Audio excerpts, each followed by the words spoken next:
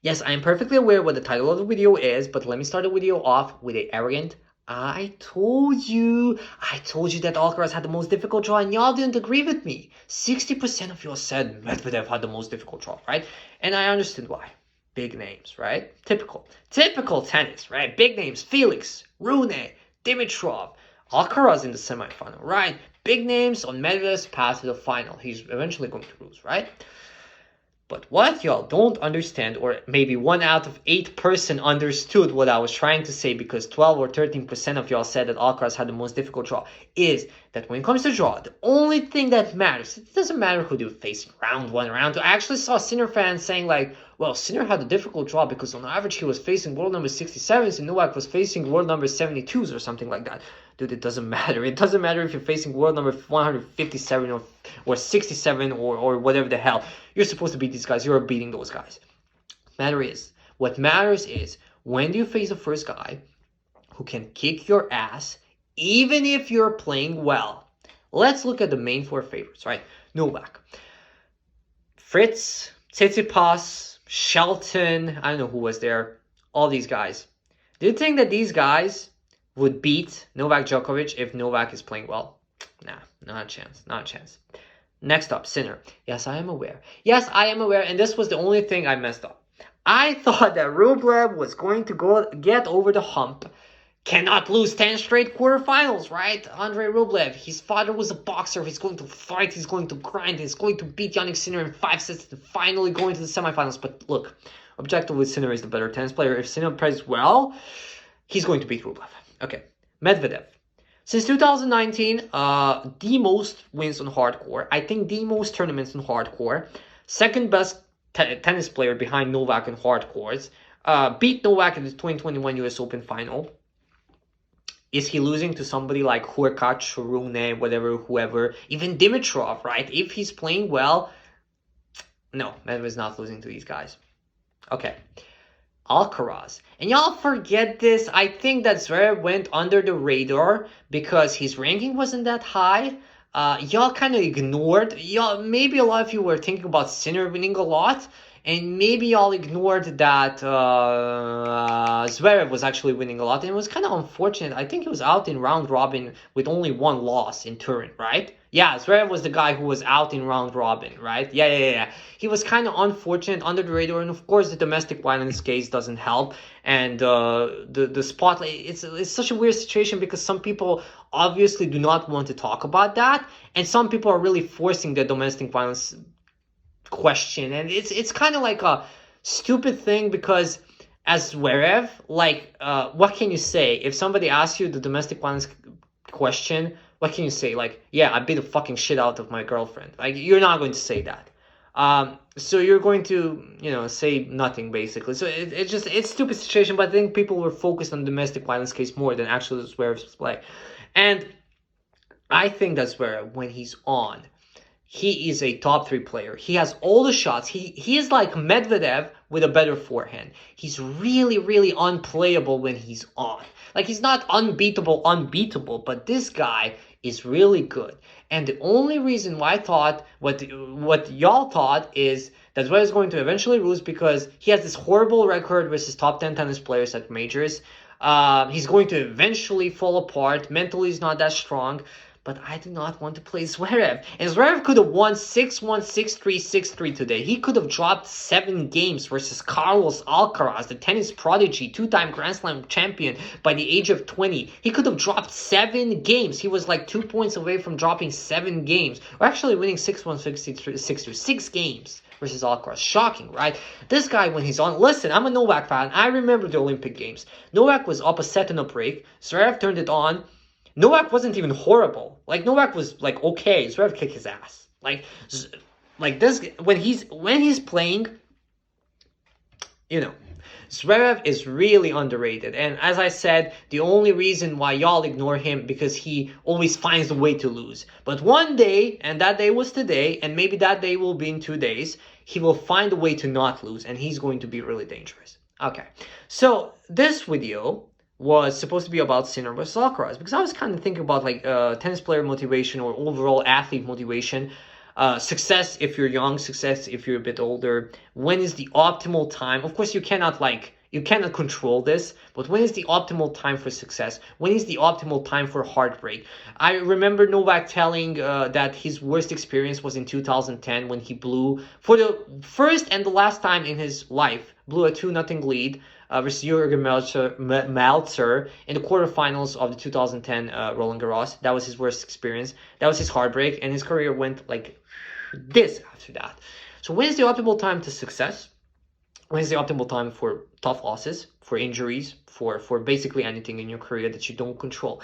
And I was thinking about Sinner versus Alcaraz because right now it feels like weirdly Sinner is the better player. It feels like on hard courts, if they would play 100 times, I think Sinner would beat Alcaraz like 60, 65 times.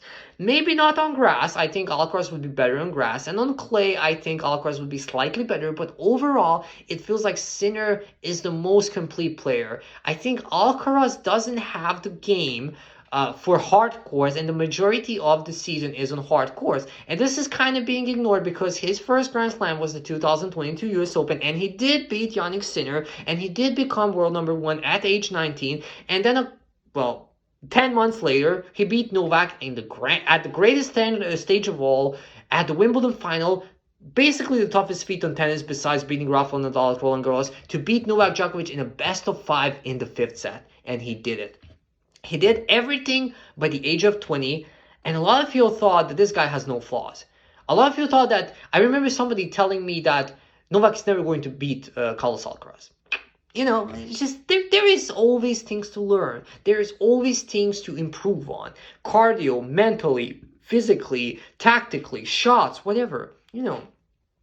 Alcaraz today was getting his ass kicked for 2.5 sets. He came back because of the crowd and because of the ridiculous passing shots. And nobody in the world can play passing shots as well as Carlos Alcaraz. Nobody in the world can play exhibition shots as well as Carlos Alcaraz. But when it comes to overall grinding, game, tactical, backhand, all that, there's a couple of guys who are slightly better than Alcaraz.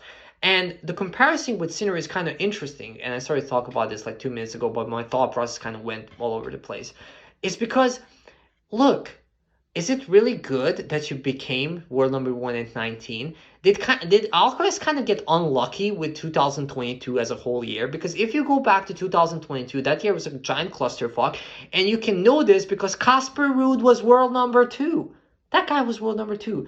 Probably the worst number 2 of all time. No hate whatsoever. But that guy was world number 2. Right now, he's like world number 10, 11, 12. On fringes of top 10, basically. And that's where he's supposed to be.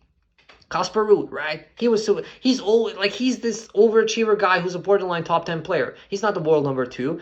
But the problem was with 2022 that there was nobody to be number 1. There was nobody to be number 2 because Rafa got injured at the half season. Medvedev was banned when every Russian was basically banned, and Medvedev kind of had an off season, weird season, his worst season since 2019 easily.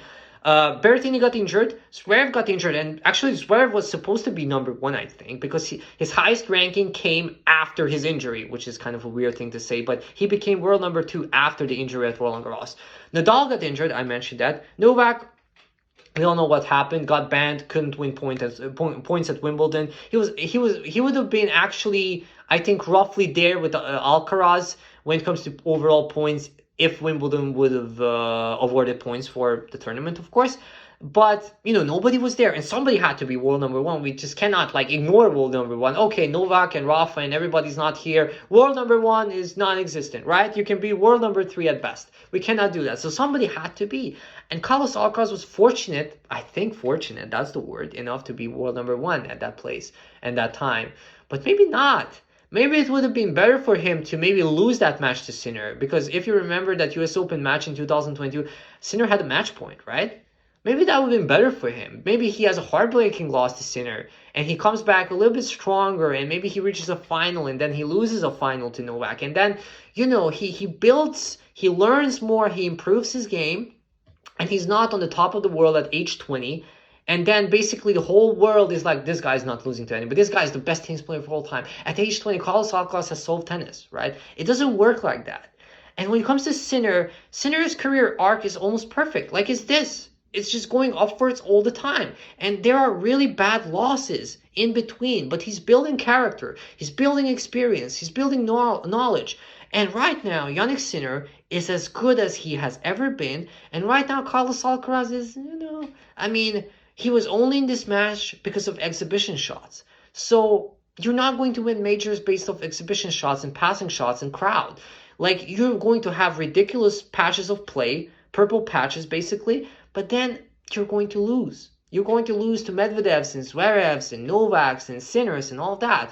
So it's almost like, maybe if Alcaraz goes back in time, he almost wishes that he wouldn't, win. It's still kind of too early for this to say, but in a year, if Alcaraz doesn't win a major this year, if he wins maybe like 2 or 3 tournaments, maybe 1 Masters, because right now he's number 2, right? But he's defending a shit ton of points until Wimbledon or past Wimbledon. He could easily drop to number 3, number 4 behind Sinner, because Sinner defends way less. And Medvedev is kind of like defending here and there. He's just like randomly defending and not defending points. So he could easily drop to number 3, number 4. Depends what Zverev does. Maybe even number 5, right?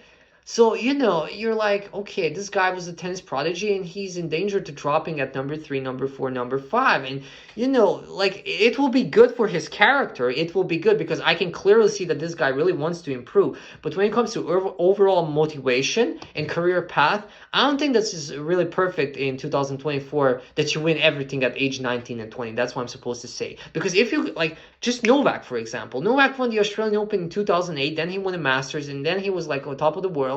And then he needed 3 years to become the greatest tennis player, right? The good Novak. He had a pretty shit 2009, 2010. His worst loss was in 2010 to Jurgen Meltzer at the quarterfinal of the French Open, right?